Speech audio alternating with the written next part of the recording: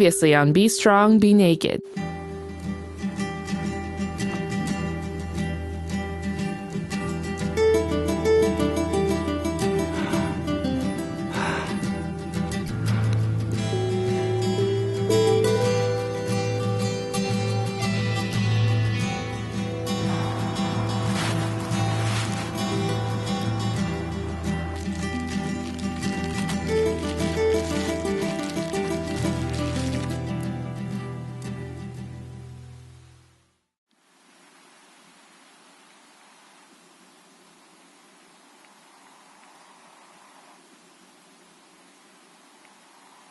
예전에 그 한창 그 광산에서 그 마인을 캘 때는 여기 집들이 이제 가득했는데 이제는 뭐 광산 산업이 이제 망한 지 오래돼서 거의 뭐 폐허가 많죠. 이렇게 뭐 여기 그래도 뭔가 좀 이상한 기운이 느껴지는데 그 기운이 뭔지 모르겠어요. 근데 그 이상한 기운이 나쁜 기운이 아니라 뭐랄까 신기한 만남을 이루게 해주는 이런 기운이랄까?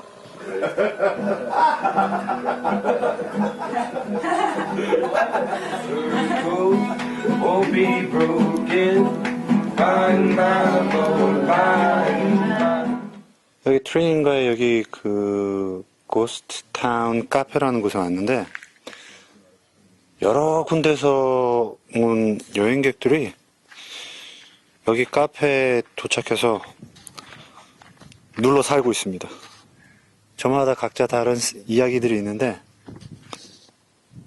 무엇이 이 사람들을 이 카페에 눌러 살게 하고 이 타운에 눌러 살게 하는지 모르겠네요. 아직까지는요. 한번 찾아가 봅시다.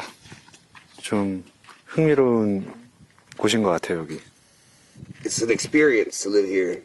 So, like, what makes you stay here? My friends, family. These are my new family. My family away from home. It's a good feeling to know. You gotta experience it. How long have you been in town? Just today. Just today, yeah. What time? Like 2 hours ago. We'll see how long you'll be here. Tell me, come back in 24 hours and tell me what you think about this place. I'll point the camera at you for a little while. I really like Tolingo because it just offered me a way out, if I could put it like that. Because I was living in Houston 5 years and I just needed a sense of freedom, and coming out here, that's what I got. I got the freedom I always wanted. Freedom to do as I like and, you know, just be around people, good, like-minded people. My philosophy is this: it doesn't matter what you believe in or where you go. How you go about it is important. But don't think about the destination. Think about the journey that leads you there. That's what life is. Life is a journey, and it doesn't matter where our destination is the same. It may be different in our views and our aspects. Here in Terlingua, I have a new life. I'm a new person, and every day I'm just gonna have that mentality that every day when I wake up, I'm not the same as I was before. I let go of yesterday. I ain't worried about tomorrow. It's today that matters to me most.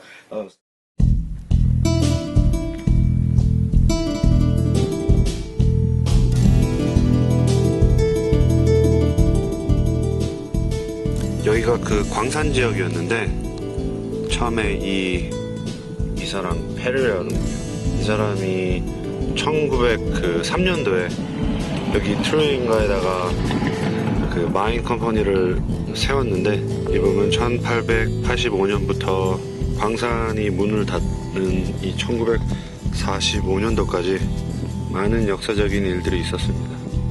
이 작은 도시에 말이죠. How are you doing? That's Bixby.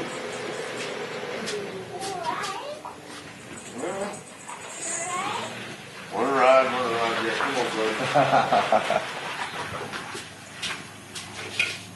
You know, load up. You don't have to do this. It's your first rodeo.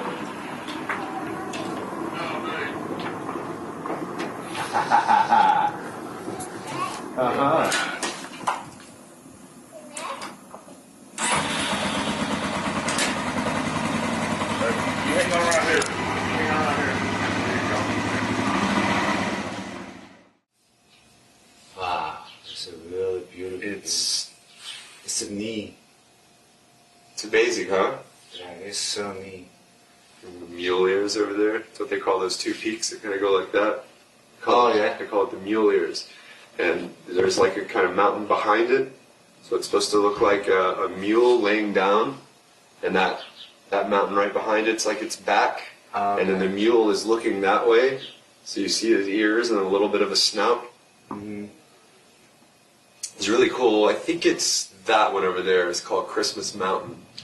And Christmas morning this year, snow all over Christmas Mountain. Oh, really? It was freaking beautiful, man. White caps. Snow on everything. here? It snowed, yes, on Christmas. Woke up Christmas morning and came up here, and that's what you see is just snow and all those mountains. That was so beautiful, man. My brother and I, we're on a cross-country bicycle trip that's been going on for over a year now. We started up in North Carolina, came down through New Orleans, and then made our way over to West Texas, in the middle of the desert. It's really just been a complete change of lifestyle from the beginning to the end, like learning how to be comfortable and happy, not having a rooted sense of home or the security of having my own space, having a steady income, a job, a routine. Like every day you have to kind of reinvent your life.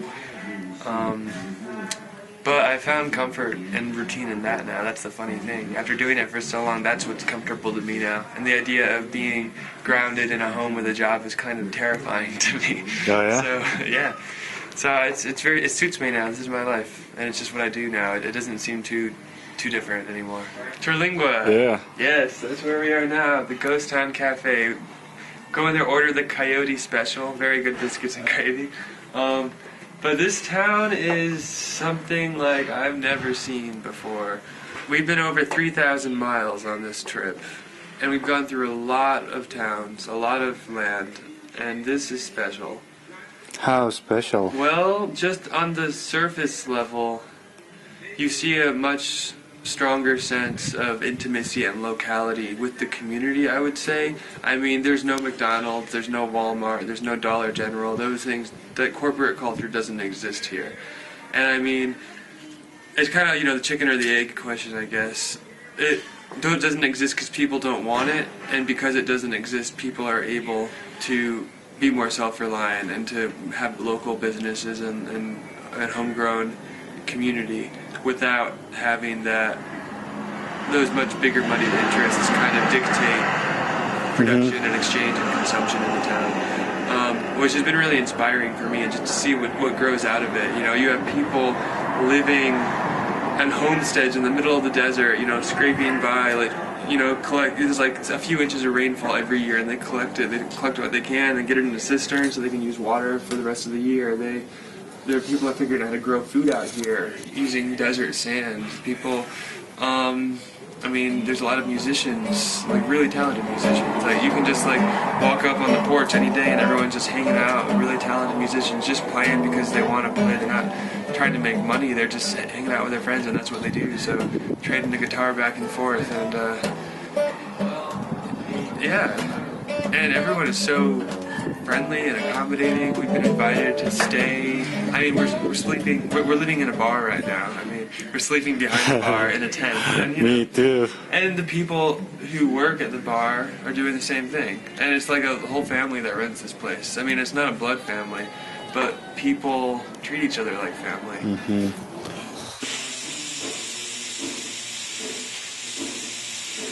Somehow, and I'm not sure how this happens, but they land up here with us. And we're just all having a good time, and they're getting to know people. They're getting to go see things that like off the beaten path stuff that the tourists don't see. And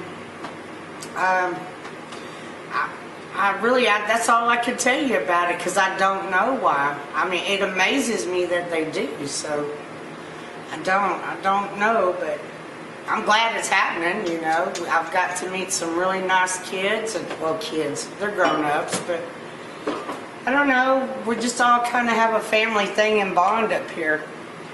You know what, it's just hard to get along in this world, and it's always about money, money, money, and these people, they come and they have a limited amount, so if we make them spend all that money in motels or camping fees, then they only get to stay a day or two. But I put them up back here. I mean, everybody, it's just amazing how we all just click. And they get to stay and do things and meet people, and they get to find out what Terraling was about.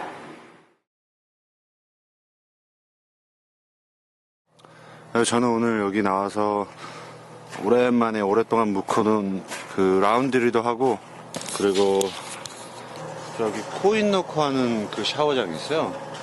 이제 그 2불에 그 6분인데 6분 동안 정말로 행복하게 허겁지겁 샤워도 하고, 그리고 아까 저기 마트 가서 그 한국 사발면이 있길래 그 사발면 사서 라면도 먹고, 지금 여기 빨래 돌리는 거 이제 찾아서 다시 저 미지의 세계 트릴링가로 다시 들어갈 생각입니다. 여기 그 움직이는 학교를 발견했어요. 이거 10주 프로그램이라는데 여행을 하면서 학생들 데리고 가르치는 학교랍니다. 완전 쿨한데요? Hi, my name is Chris Farrell. I am an instructor for Proctor Academy's Mountain Classroom. Proctor Academy is a private school in Andover, New Hampshire.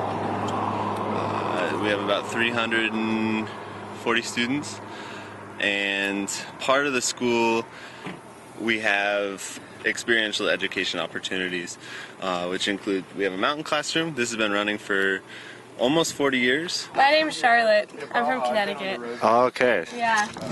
So you can come on in. This is where we sit and we travel on this bus. It's been in the mountain family for a really long time. As you can see, it's been loved by all these stickers and etc. So there's 4 students on the program, with myself included. We each get a bin where we can keep our school books, blankets, jackets, everything. Kind of like getting systems down for living on the road has been really nice, especially living with like 5 other people. It can get intense sometimes, not too intense, but just like learning how to live in an intentional community, and like if there's a problem, just like addressing it on the spot and not letting like anything get out of hand is really awesome. And we stopped in Terlingua for a night, and one of the guys I was traveling with met a girl and decided he wasn't going any further. So me and the other dude, we had to hitchhike out of here and go back to Houston, where I had dropped my truck off. And I came back, this guy kind of owed me some money, which I'm not going to get, and I was kind of stuck. And I was camping in a parking lot of a cafe down there, and the owner of the cafe came out, knocking on my door, and she's like, "Are you okay?" And I'm like, "I'm fine." She's like, "Come in and have some breakfast." And I'm like, "I can't really afford to. If you have a can opener, I have some beans in the back." And she's like, "Oh, don't worry about it. Come in." And I'm like, No. About 15 minutes later, she walks out with pork chops and eggs and home fries and toast, like all. So I came inside and I ate it, and we start talking, and she was like, "Well, I could use some help." So for the last 6 weeks, I've been working at the Ghost Town Saloon and Cafe down there, and I've met everybody in town, and you know, if I got all the money in the world, I would stay right here at least for a few more weeks. This is a really, really amazing place. I've been really enjoying myself. So cool. I'm Denise. We have a sense of community here. We're a big extended family, and we depend on each other. We love each other. We hate each other. We play with each other. But in the end, we're all there for each other, and that's one of the best things about Terlingua. And it's peaceful here. We have no stress. It's a very special place. And we say, you don't choose Terlingua, it chooses you.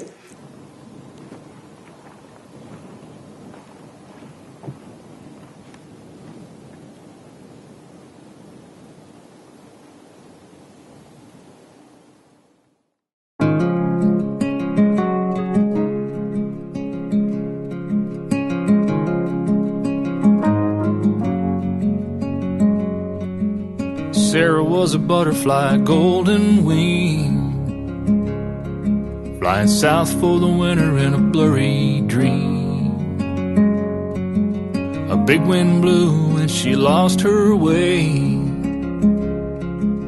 That's how she found this town.